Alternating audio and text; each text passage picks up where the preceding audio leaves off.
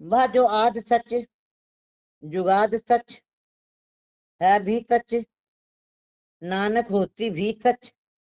भाव उस अनादि अनिल के आसन हर भवन में है, हर जगह पे है। उसने संसार में भी जो भी रचना की उसी में वो रमा हुआ है, उसी में अपना आसन लगा के बैठ गया है। हर लोक में, हर भवन में, जमीन के हर हिस्से के जहां तक भी निगाहें जाती हैं, वो निगाह से परे की असीम दुनिया, हर जगह पर परमात्मा का अपना आसन है। ऐसा नहीं कि वो रेत के जर्रे में है तो हाथी में नहीं, चींटी में है तो पक्षियों में नहीं। वह जो अनादि है, वो जो व्यापक है, अखंड है, उसका आसन हर जगह पर है, हर लोक में है। उसके भंडार भी व्यापक हैं, प्रत्येक भवन, प्रत्येक लोक में, प्रत्येक जगह पर मौजूद है। कहने का भाव ये है कि जहां पर भी जीव मौजूद है, भंडारे भी मौजूद हैं। जो कुछ पाया तो एक का वार, उसने भंडारों में जो कुछ भी डाला है एक ही बार में डाला है, एक ही बार डाल दिया है। युगों युगों से जीव निकाल रहे हैं। ईश्वर का भंडार कभी खत्म नहीं होता। कोयले, खनिज, साग, सब्जियां, अन्न आदि सब कुछ धरती से ही पैदा हो रहा है। मनुष्य मन के अंदर भी बेशुमार चिंताएं हैं, पर रिजक इसकी सबसे मुख्य चिंता है। सारी चिंताओं से सिरमौर चिंता उसको रिजक की ही सबसे ज्यादा है। और जीव की सारी भटकना भी रोटियों के लिए है। मनी के बंडल रोटियों के बंडल हैं, और रोटियों के बंडल मनी के ही बंडल हैं। मतलब मनुष्य जो भी धन भी कमा रहा है, उसके अंदर भी रोटी का ही उद्देश्य है, और कोई उद्देश्य नहीं। परमात्मा ने बाकी 84 लाख योनियों का रिजक उनके साथ बांध दिया है, लेकिन मनुष्य को रोटी के लिए एक मुल्क से दूसरे मुल्क में, एक शहर से दूसरे शहर में जाना ही पड़ता है। जबकि हवा पानी के उस परमात्मा ने अपार भंडार डाल दिए हैं। धरती के एक हिस्से में केवल धरती है और 3 हिस्से में पानी है। इसलिए उसने अपार पानी की कोई कमी नहीं रखी। किसी भी जीव के लिए हवा, पानी, रोशनी की कोई भी कमी नहीं। इसके लिए बहुत कुछ सत्पुरुषों के सामने रखे भी हैं। सत्पुरुषों ने इस बात को लेकर भी उस परमात्मा के आगे कुछ प्रश्न रखे हैं। उन्होंने अपने ढंग से परमात्मा के सामने गिले शिकवे भी किए हैं। गिला करने वालों में भर्तृहरि, गुलाबचंद, सुंदर आदि अनेकों और महापुरुषों ने कह दिया था कि हे प्रभु, वैसे तो तू निर्दोष है, लेकिन रिजक के मामले में तूने पक्षपात किया है, तू भी दोषी है। हे प्रभु, हम सब तो अनीत करते ही हैं, मगर एक अनीत तुझसे भी हो गई है। वह कहते हैं तूने अनंत स्वरूप बना करके उनका रिजक भी बना दिया। बिल्कुल। और अनेकों कीड़े मकोड़ों की सृजना करके उनका रिजक मिट्टी में रहने वालों का मिट्टी ही भोजन बना दिया। हे प्रभु, सांप इतना जहरीला, 10-10 हजार वर्ष जिनकी आयु, उनका भोजन, रहन सहन मिट्टी ही बना दिया, और इतने सुखों में रहकर भी वह विष ही तो बाहर निकालता है। भाव उनका रिजक हर जगह पर मौजूद है, उनके ऊपर तेरी बड़ी ही बख्शिश है। भर्तृहरि आगे और भी कुछ कहते हैं उस प्रभु से, तूने मनुष्य का रिजक ऐसा बना दिया कि बिना यत्न के, बिना परिश्रम के धन कमाना, रिजक इकट्ठा करना बहुत कठिन है। हे प्रभु, ये तुझसे बहुत बड़ी गलती हो गई है कि मैं खुद भी कहूंगा कि तू एक विधवा का पुत्र है। हे प्रभु, मैं एक विधवा का पुत्र कहता हूँ। कोई दंड देने वाला नहीं है तुम्हें। काश तुझे कोई दंड देने वाला होता, कोई ये बात तुझे समझाता कि जीवों का सिरमौर जीव मनुष्य, उससे रिजक की मामले में तूने इतना बड़ा अन्याय किया है। इसी तरीके से कवि सुंदर भी अपनी रचना में कहते हैं, कब सुंदर पेट दियो बड़ पाप कियो। कवि सुंदर कहते हैं, हे प्रभु तुमसे भी बड़ी भूल हो गई है, बड़ा पाप हुआ है तुझसे कि हे परमात्मा तूने मनुष्य का पेट बना दिया। इससे तो जीवन का ज्यादा से ज्यादा हिस्सा उपजीविका कमाने में ही चला जाता है। इतना कीमती दिमाग दिया, लेकिन लेकिन इतना कीमती दिमाग लेके आए, लेकिन इंद्रियों को लेकर के इतना सुंदर तूने उसका सिस्टमेटिक ढंग से उसकी रचना की है, लेकिन शरीर शरीर सारा खाने पीने और रोजगार में ही, रोजी की तलाश में ही सारा समय नष्ट कर दिया। गुलाब सिंह भी प्रभु के से कुछ शिकवा शिकायत इसी प्रकार कर रहे हैं। वह भी ऐसे ही महापुरुषों की श्रेणी में खड़े हुए हैं। वो भी कहते हैं कि विधि एक अनीत अनीत रची, शुभ तन के तन पेट लगाए, अति दीन मलिन दुखी नर जो तिनके गह भीतर भीख मंगाए। गुलाब सिंह कहते कि हे प्रभु, अगर तूने पेट लगाना ही था तो कम से कम उनका लगाता है जो सिर्फ उदर पूर्ति के लिए जी रहे हैं, मगर जो तुझसे जुड़ना चाहते हैं, जो तेरे नाम का रस लेना चाहते हैं, आनंद लेना चाहते हैं, उनका पेट तूने क्यों लगाया? तुम्हारी इस एक छोटी सी गलती के कारण इन महापुरुषों को, इन भक्तों को कई बार अनेकों के आगे हाथ फैलाने पड़ते हैं, और ऐसे ऐसे जीवों के आगे हाथ फैलाने पड़ते हैं जो अति दीन है, मलिन है, दुखी हैं, जो मैले हैं और चंडाल वृत्ति वाले हैं। भाव ऐसे लोगों को तो आध्यात्मिक तल का कोई सूझ तक नहीं, समझ तक नहीं होती, मगर उनके सामने भी हमें मौन रहना पड़ता है, उनके आश्रय रहना पड़ता है, उनके आगे जाके अपनी झोली फैलानी पड़ती है। तो पंडित गुलाब सिंह भी कहते हैं, हे प्रभु, ये तो तुमसे बहुत बड़ी अनीत हुई है। परंतु गुरु नानक देव जी ने उनके इन प्रश्नों का उत्तर इस प्रकार गुरबाणी में दिया। उनकी ये दूरदर्शिता को अगर हम देखें तो वो कहते हैं कि ठीक है, प्रभु ने पशु पक्षियों पर दया की है, सांपों पर भी बड़ी दया की है, पर और उनका रिजक साधारण सा बना दिया है। साहब कहते हैं कि मनुष्य का रिजक प्रभु ने साधारण क्यों नहीं बनाया? ये रोटी रोजी का जो मार्ग बड़ा ही कठिन बना दिया, ये उस परमात्मा की मनुष्यों पर बड़ी बख्शिश है कही जाएगी। गुरु जी कहते कि सांप की जिंदगी हजारों साल की होती है, उनका भोजन साधारण भी बना दिया गया तो भी उनकी जिंदगी पर कौन नाज करेगा, कौन मान करेगा?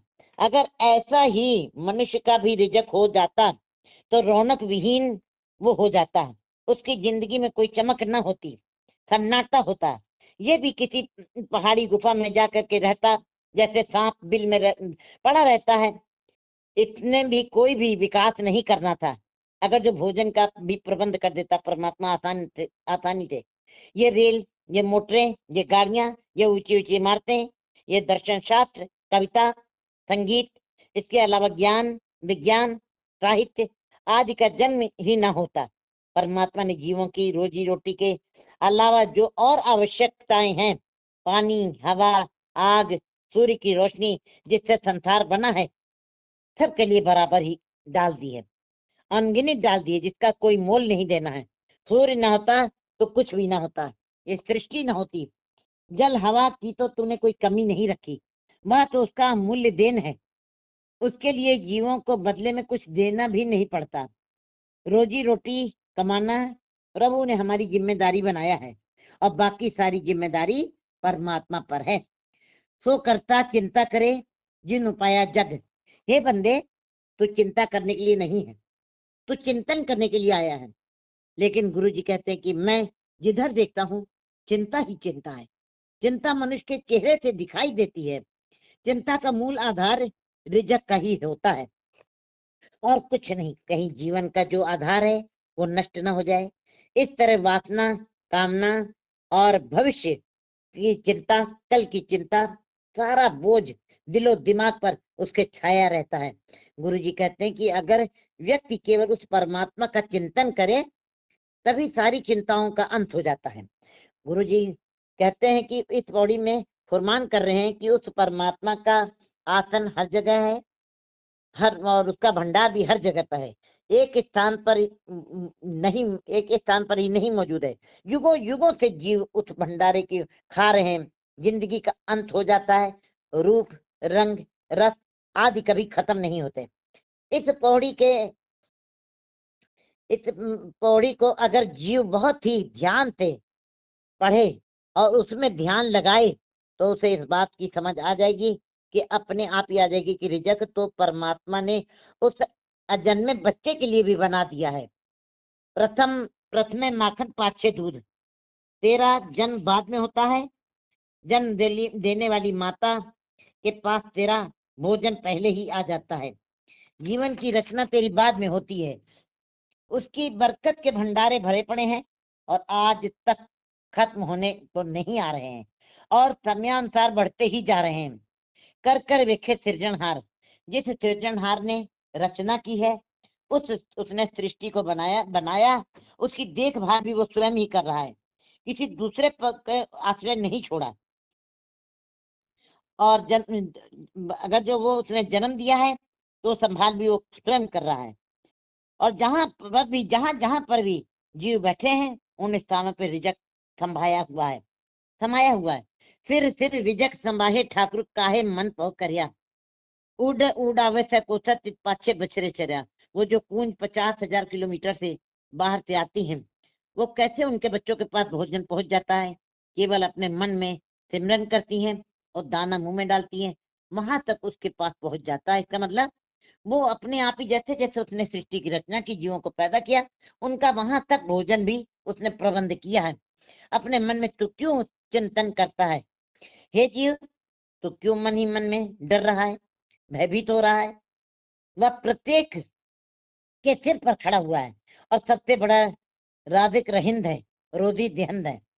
इसलिए हे परिपूर्ण परमात्मा, तो कितना कृपालु है, दयालु है। तूने जहां जीवों को अनगिनत नियामतें दी हैं, रिजक देने वाला भी तू है और रोजी देने वाला भी तू ही है। और तू खुद ही जीवों को बना बना करके जीवों को देखता है और पूरी रचना को देखता है। नानक सच्चे की साची कार, परमात्मा सत्य है, उसकी बनाई हुई प्रकृति भी सत्य है। इसमें जो नियमावली बनी है, जो वैज्ञानिक आधार बना है, जो मर्यादा लागू हुई है, वह भी पूरी तरह सत्य है।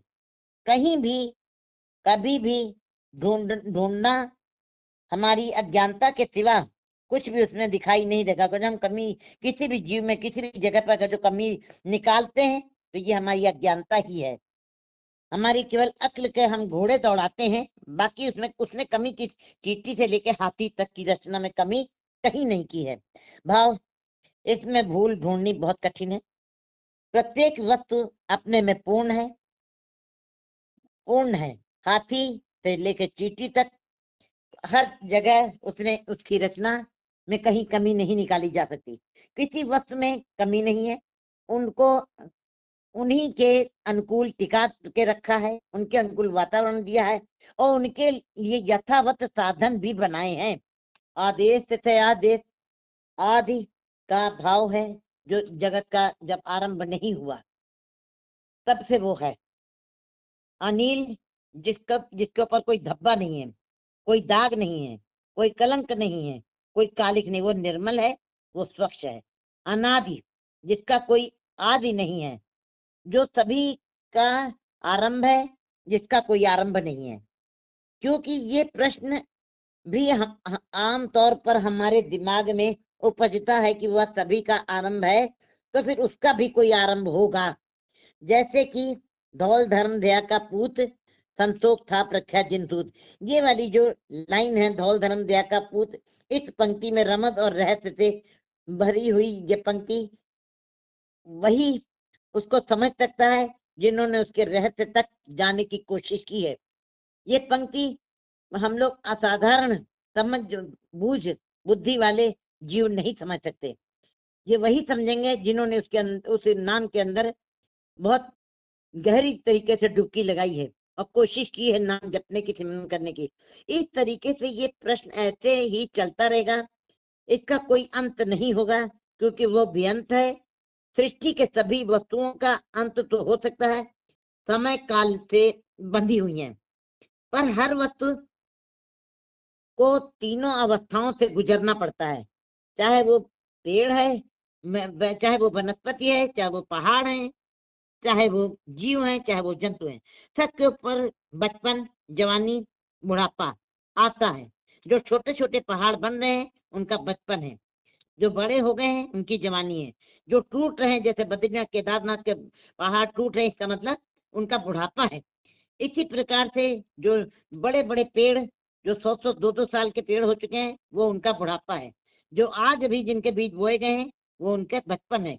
इसी प्रकार जो वृक्ष जो है फल दे रहे हैं वो उनकी जवानी है। इस तरह से चाहे मनुष्य हो, चाहे वनस्पति हो, चाहे पहाड़ हो, चाहे ग्रह है, चाहे नक्षत्र, इसी प्रकार ग्रह नक्षत्रों के ऊपर ही यही बचपन, जवानी और बुढ़ापे का फार्मूला लागू होता है। बिल्कुल ये मर्यादा सबके ऊपर चलती है। सूर्य चंद्र हो, इसका मतलब है जो कम हो रहा है, बढ़ रहा है, वह परमात्मा नहीं है, वो केवल जीव है जो काल में है। वो परमात्मा एक रस है, वो परमात्मा सदा ही बढ़ता रहता है, कभी कम नहीं होता। उसका एक वेश है, वह निश्चित, वह अकाल है, वो निश्चित है, वो अजर है, वो अमर है। लेकिन इसलिए गुरु गोविंद सिंह जी महाराज भी परमात्मा को सदा एक रस उन्होंने बताया परमात्मा को, वह न घटता है न बढ़ता है। वो परमात्मा युगों युगों तक ही एक ही वेश में रमा हुआ है, एक रूप में व्यापक है, इसमें न घटना है न बढ़ना है।